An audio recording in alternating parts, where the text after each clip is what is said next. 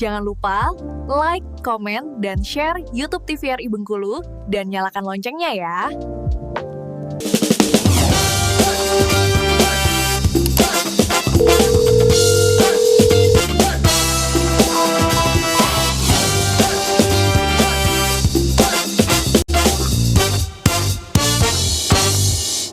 Ya pemirsa, kembali lagi tentunya di Dokter Kito bersama Kito Sehat. Baik dokter, tadi terkait TBC ya dokter ya. Apakah bisa dari flu biasa karena pancaroba tadi ya dokter, itu kan bisa sampai ke TBC. Apakah bisa di-cut nih sebelum sampai ke TBC dokter? Oke, sebenarnya dia itu dua hal yang berbeda ya. Kalau flu biasa ya dia penyebabnya tuh virus. Kalau TBC kan dia penyebabnya itu bakteri. Bakterinya pun bakteri yang khusus, Mycobacterium tuberculosa. Jadi kalau memang sakit pasiennya itu cuma flu ya dia nggak akan menjadi TBC karena kan dia penyebabnya virus. Tapi karena kalau dia bakteri dan kita tidak tahu bakterinya apa, nah itu yang berat. Kenapa? Karena kita harus lihat dulu gejala dari pasiennya, apakah batuknya itu batuk lama atau ada batuk darah atau tidak. Nah, di sanalah peran dokternya untuk melakukan wawancara medis dan pemeriksaan pada si pasien. Apakah dia bisa di-cut kalau memang itu Mycobacterium tuberculosa, selagi dia tidak ditata laksana dengan pengobatan TB ya dia nggak bisa, dia akan terus berkembang. Makanya kita harus aware bahwa ini TB nih sepertinya, maka kita akan melakukan pengobatan. Pengobatannya itu pun pengobatannya dalam waktu yang cukup lama ya, minimal 6 bulan, dan itu juga perlu pemeriksaan konfirmasi dahak. Dan untuk melanjut obatnya itu, kalaupun 6 bulan kita periksa ternyata masih ada bakterinya, itu bisa lanjut lagi ke pengobatan sampai ke 9 bulan. Jadi jangan sampai kita terkena penyakit itu. Nanti kita bahas tentang pencegahannya bagaimana. Baik, nah ini kita bakal melihat bagaimana pencegahan dari infeksi pernafasan di musim pancaroba ya dokter ya. Silahkan dokter. Oke, sebenarnya ini ya yang paling penting sekali adalah cara mencegahnya. Tadi kita udah bahas tentang penyakitnya, sekarang kita bahas pencegahannya. Yang pertama, imunisasi. Imunisasi sebenarnya dari kecil ya, tadi sudah disinggung juga bahwa ISPA ini sering sekali menyerang anak kecil dan lansia ya. Nah, makanya salah satu pencegahannya adalah melakukan imunisasi. Apakah pada orang dewasa ada imunisasinya? Ada imunisasi flu ya, imunisasi flu untuk mencegah flu. Tapi kalau untuk yang kayak penyakit yang lain ya, penyakit DPT ya, biasanya kan vaksin anak kecil itu kan dipakai, yang diberikan adalah DPT ya, untuk mencegah penyakit difteri. Nah, itu diberikan pada bayi. Nah, itu harus diikuti oleh semua bayi. Lalu yang kedua adalah memakai masker. Cara pencegahannya, apakah memakai masker ini saat kita sakit saja? Jawabannya enggak ya. Saat kita sakit kita memang pakai masker, tapi kalau misalnya kita sedang sehat, kita mobilisasinya cukup tinggi, nah gunakanlah masker. Apalagi kalau kita berada di jalan yang debunya banyak, panas ya, karena kita tidak pernah tahu kita akan berkontak dengan siapa. Mungkin ada orang yang punya ISPA tapi dia nggak pakai masker, tapi setidaknya kita sudah terlindungi dengan menggunakan masker ya. Lalu tidak merokok. Nah, kenapa asap dari rokok itu bisa menyebabkan ISPA, dan juga merokok ini bukan cuma pada si perokok aktifnya saja, bahaya juga kepada perokok pasif yang menghirup asap dari rokok orang tersebut. Jadi cobalah untuk menyayangi diri sendiri dan juga peduli dengan lingkungan sekitar. Lalu ada konsumsi makanan yang bergizi. Nah, konsumsi makanan yang bergizi ini dapat meningkatkan sistem kekebalan tubuh. Makanan yang bergizi maksudnya apa?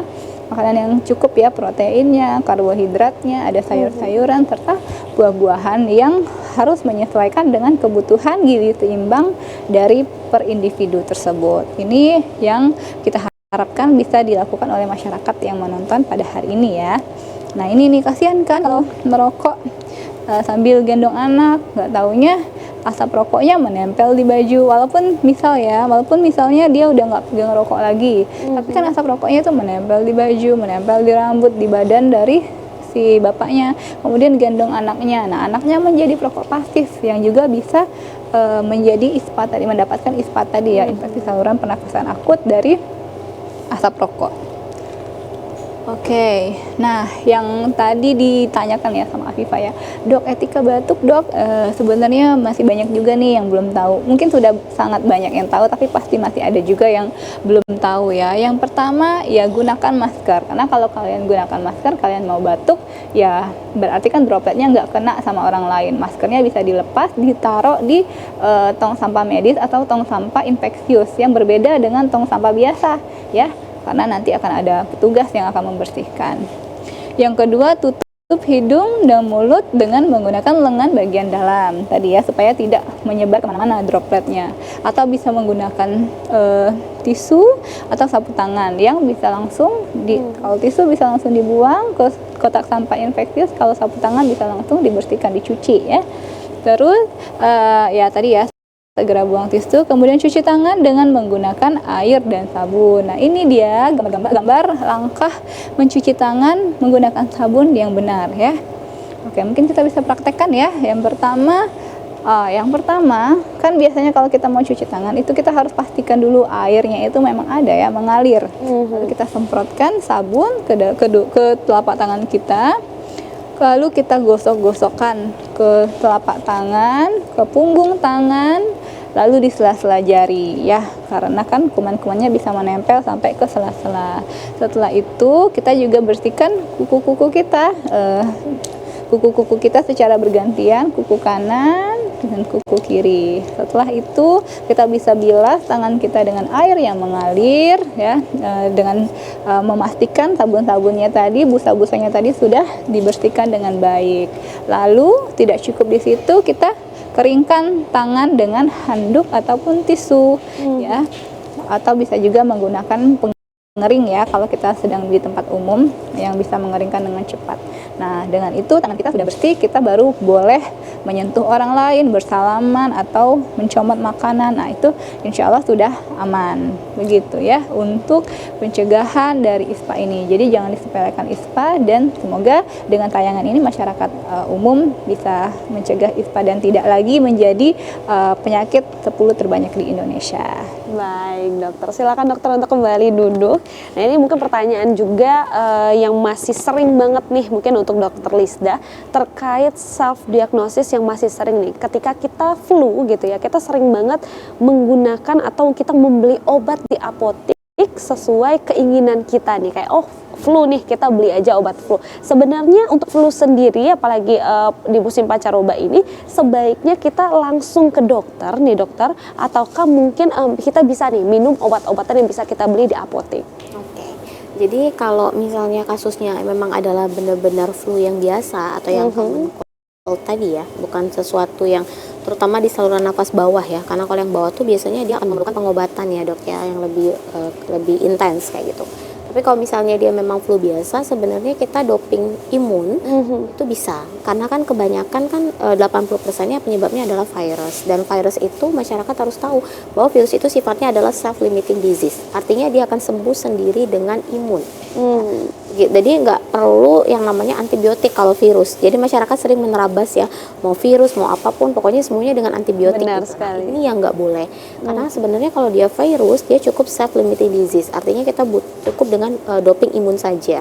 Namun ada beberapa cut off yang harus kita ingat adalah ketika tidak ada perbaikan, misalnya lebih dari 3 atau 5 hari tidak ada perubahan, asalkan kita udah yakin kita bed rest, udah minum multivitamin, udah doping gitu, tapi tetap tidak ada perbaikan, maka harus dikonsultasikan ke dokter. Baik. Supaya tidak self diagnose yang lebih jauh. Baik dokter, mungkin terakhir ya dokter Putri, himbauan kepada pemirsa di rumah untuk tidak self diagnosis sendiri nih. Oke, ya bagi masyarakat yang ada di rumah, kalau memang memiliki gejala-gejala seperti yang sudah kita sebutkan tadi, silakan kalau mau langsung memeriksakan diri ke dokter ya, kita sarankan untuk memeriksakan diri ke dokter untuk melakukan pemeriksaan. Agar apa? Agar langsung tahu diagnosis pastinya itu apa, dan juga itu akan disesuaikan dengan terapi yang diberikan. Karena kalau periksa sendiri mungkin keterbatasan ilmu, lebih baik untuk diperiksakan langsung ke profesional untuk mendapatkan penanganan yang tepat. Baik, jadi tentunya apapun itu, mungkin sekecil apapun dan mungkin seringan apapun penyakitnya, alangkah lebih baiknya kita langsung berhadapan ke pakarnya atau mungkin ke dokter langsung ya. agar bisa mendapatkan solusi yang lebih baik dan penanganan yang cepat tentunya. Baik, terima kasih Dokter Putri dan juga Dokter Lisda. Itu juga pembahasan kita dengan tema mencegah infeksi pernafasan di musim pancaroba. Dan akhir kata saya Viva Mansyah pamit undur diri, sampai jumpa di Dokter Kito selanjutnya.